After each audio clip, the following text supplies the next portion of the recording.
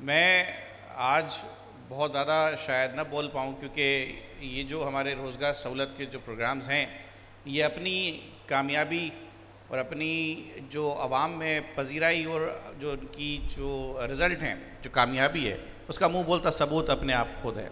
अल्हम्दुलिल्लाह हम हर प्रोग्राम में सैकड़ों ख़ानदानों को, घरानों को रोज़गार फराहम कर रहे होते हैं।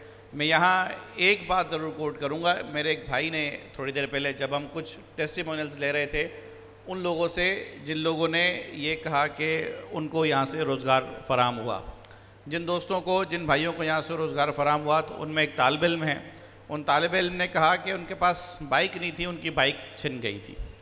जिनकी बाइक छिन गई थी उनकी बाइक रिकवर कराना दरअसल हुकूमत वक्त का, रियासती इदारों का, लॉ एंड ऑर्डर इन्फोर्स करने वालों का, ज़िम्मेदारों का, उनका काम है जो वो नहीं कर सके। मायूस होकर उस तालिब इल्म को पाकिस्तान मरकज़ी मुस्लिम लीग के रोज़गार सहूलत प्रोग्राम से मुस्तफ़ीद होना पड़ा।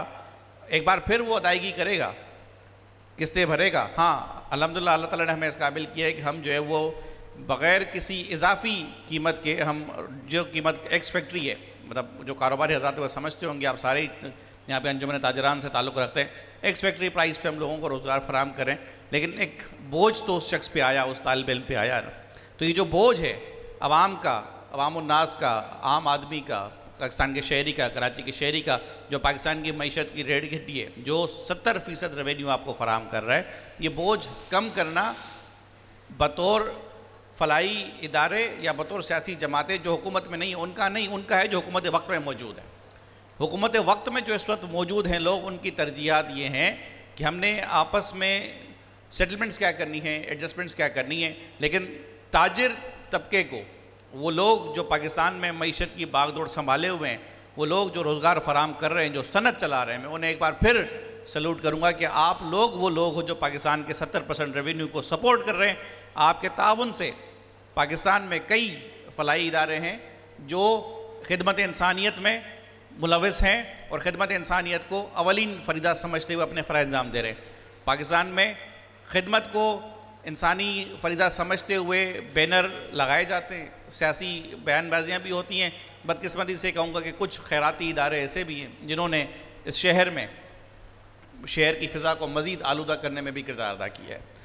अल्हम्दुलिल्लाह पाकिस्तान मरकज़ी मुस्लिम लीग को ये तुरा इम्तियाज़ जाता है कि हमारे यहाँ शफाफियत, जैसा कि अभी थोड़ी देर पहले मेरे भाई खिज़र भाई यहाँ मौजूद थे, उन्होंने खुद ट्रांसपेरेंटली ये चीज़ अब्दुल वहीद भाई को बुला के, जो कि शोबे के इंचार्ज भी हैं, सरकर्दा भी हैं, उनको बुलाया और उनसे आप सबको उसकी ड्यू डिलिजेंस का प्रोसेस बता दिया कि भाई हम किस तरह से लोगों को अपने पास बुलाते हैं, उनको एनरोल करते हैं, उनको रोज़गार फराहम करते हैं।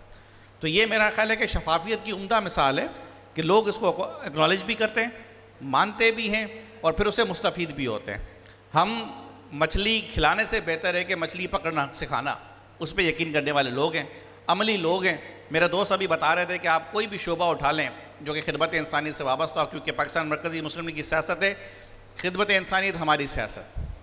आप इस एजुकेशन में आ जाएँ, आप सेहत के शोबे में आ जाएँ, आप रेस्क्यू के शोबे में आ जाएँ, आप सनती शोबे में आ जाएँ, आप जो है वो रोज़गार की फराहमी में आ जाएँ, आप सस्ते बाज़ार पर आ जाएँ, आप लोगों को उनके जो ऐसे मसाइल जहाँ पर उनको कानूनी मामले फ़राहम हो, वहाँ पे हमारी वकला बरादरी मौजूद है, मेरे कराची के जनरल सेक्रेटरी मौजूद है, वो मौजूद होते हैं। वो मज़दूर तबका जो फैक्ट्रियों में नौकरी कर रहा है, जो फैक्ट्रियों के बालकान के उताब का शिकार है, हमारी मिली लेबर फेडरेशन मौजूद है, हमारा यूथ का तबका मौजूद है। यूथ, हमारी जो मुस्लिम यूथ है, वो नौजवानों को मुतहरिक करने के लिए अपना भरपूर किरदार अदा करिए। न सिर्फ ये, बल्कि हमारे जो स्टूडेंट हैं, मुस्लिम स्टूडेंट्स, वो गाए बगाए ऐसी तकरीबें, ऐसे इवेंट्स का इनेकाद करते रहते हैं जो कि नौजवानों से मनफियत को ख़त्म कर रहे होते हैं, उनके अंदर पॉजिटिविटी को गजार कर रहे होते हैं। हम समझते हैं कि पाकिस्तान सिर्फ एक नाकाम मुल्क है, ऐसा नहीं है। पाकिस्तान इस वक्त अल्हम्दुलिल्लाह एक फ़ातह मुल्क है। पाकिस्तान का मोरल इस वक्त अल्हम्दुलिल्लाह इस वक्त बहुत बुलंद है। हमारे अंदर से मायूसियाँ ख़त्म करने की ज़रूरत है। इस सब में पाकिस्तान मरकज़ी मुस्लिम लीग अल्हम्दुलिल्लाह अपना किरदार अदा करिए। ना सिर्फ बात स्टूडेंट्स पर ख़त्म होती है, हमारे उलमा मशाइख भी है, हमारे पास किड्स, बच्चों का शोबा भी है, जहाँ पे हम उन बच्चों जो कि बिल्कुल ही नाबलद होते हैं, कच्चे जहन होते हैं, जो कि अपना तमाम वक्त जो है वो इंटरनेट के ज़रिए सर्व करे होते हैं, हम उनको एक प्रोडक्टिव एक्सरसाइज एक्टिविटीज़ दे रहे होते हैं ताकि वो सीखें और अपने दिमाग का प्रोडक्टिव इस्तेमाल करें, वक्त को मौसर बनाएं। मौसर बनाने के बाद उनकी जो ब्रीडिंग होगी वो पॉजिटिव होगी, पॉजिटिव होगी तो बिल आखिर आएगी तो काम कौम के ही ना। क्योंकि वही ये वो लोग हैं जो बड़े होकर कौम का निज़ाम संभालेंगे और कौम के काम आएंगे। तो मैं अपने तमाम दोस्तों का, ज़िला वस्ती के जो सेंटर ज़िम्मेदारान हैं, उन सबका बहुत शुक्रगुज़ार हूँ। साथ साथ मैं उन लोगों का भी शुक्रगुज़ार हूँ जिन्होंने इस प्रोग्राम को यहाँ पे होने में, और उन लोगों का जिन्होंने यहाँ पे हम पे एतमाद करके यहाँ हमारे साथ मौजूद है, हमारे साथ ताउन किया। हम चाहते हैं कि आपका ताउन हमारे साथ जारी और सारी रहे। शफाफियत का ये सिलसिला जारी रहेगा, खिदमत का ये सिलसिला जारी रहेगा। एक दरख्वास्त सब दोस्तों ने की, मैं भी करूँगा आखिर में, ये सिलसिला खिदमत ब खिदमत है।